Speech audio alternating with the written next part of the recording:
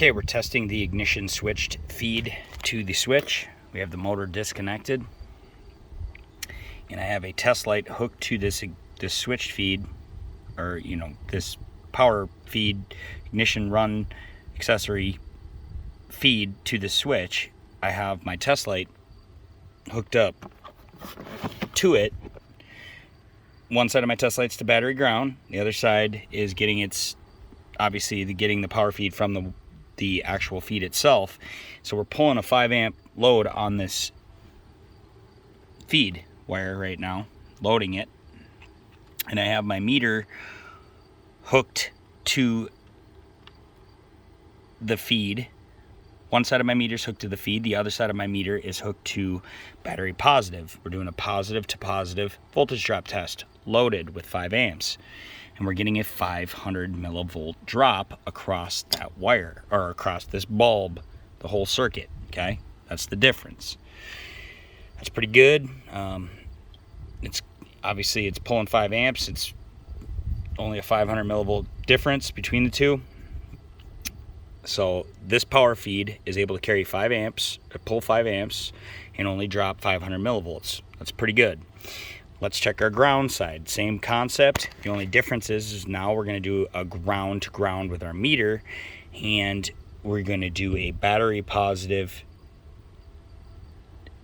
to this ground for the switch with our test light to load the 5 amps on the ground side, and we should have relatively the same voltage drop if we have a good ground. Maybe a little different. Okay, so again, I'm hooked to battery ground with one side of my meter, and I'm hooked to the switch ground pierced in to get my ground to ground voltage drop, which is about the same as my positive to positive side on the ignition feed side to the switch, with a 5 amp load. I had to switch polarity on my test light. The test light is getting its ground from the ground wire, and it's getting its battery feed straight from battery. So that's why it's lit. Good ground, able to carry 5 amps, about a 590, we'll say 590 millivolt drop across this 5 amp test light. All right. No, I'm not using the switch at all, because the test light is acting as the load. Okay, so I don't know if I have a voltage drop across this switch. In order to do that, I would have to be at the motor connector, because that's where the switched load from the motor is pulled through that across the switch, right? So to do that, what we're going to need to do is come up here where I have it pierced into both control wires. Window up is one wire, number 5 here. That's our window up control wire, and our window down control wire is number 6 here, okay? I just did that because wire color and the sun, whatever. But in order for us to properly diagnose this, we need to know whether or not this motor is power side switched or ground side switched, because we know that one's going to turn into a power feed or is a full-time power feed, and one is going to turn into a ground, depending on which way we're running this motor, okay? Opposite. They switch back and forth. So to do that, what we're going to do is we're going to get a voltage reading on both wires, right? And see what we have for voltage, okay? And I'm just going to hook my meter to ground. We're going to do a voltage measurement at both wires and see what we're getting for voltage. Okay, so on this side, we're getting 1 millivolt, so 0 volts, and on this control wire,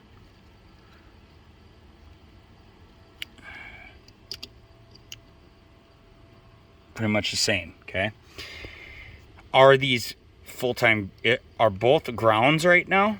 Well, that's easy to find out. Take a test light, hook to battery positive, a test light hooked to battery positive, and see if it lights when we hook the other side of the test light to either one. So that's what we're going to do next.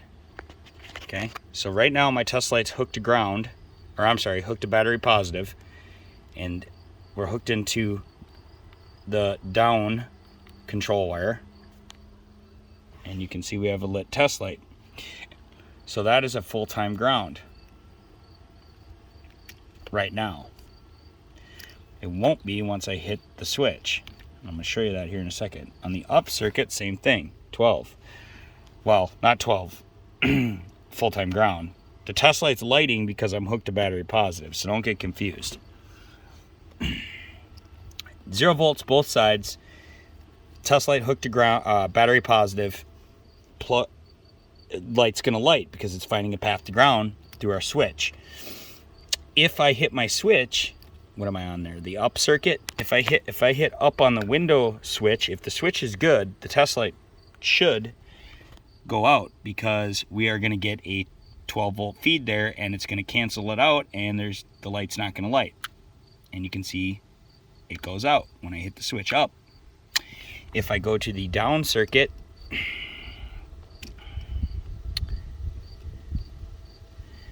all right, and I hit down on our switch, same thing, light's lit right now because it's got a path to ground through the switch.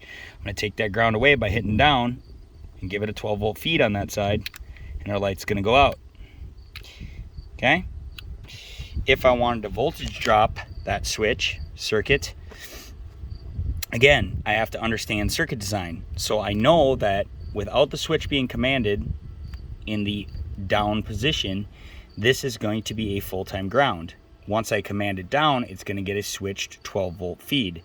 So this is a power side switched circuit, okay? Power side switched. 2 full-time grounds waiting for a 12 volt feed from either leg, depending on which way I'm pushing the switch. So let's hook our meter to 12 volts on one side and hook the other side of our meter to the back side of this to see if we have what our voltage drop is with the test light. It gets confusing. So the test light's got to be able to carry load. So when I hit down, all right, my test light needs to be ready to light. So I need to make sure my test light is hooked to battery ground, because this is going to turn into a 12 volt feed once I hit down on the switch. So let me hook my test light to ground on the other side. All right, so the test light right now, we're doing a the test light right now is hooked to ground on one side. The other side is hooked to this down control wire. So it's not going to be lit because it's ground to ground for the test light. For the multimeter, however,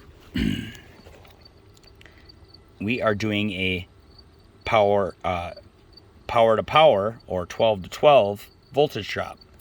And we want to see the difference once we have this light turn on when we hit the switch, because it should light once we hit the switch.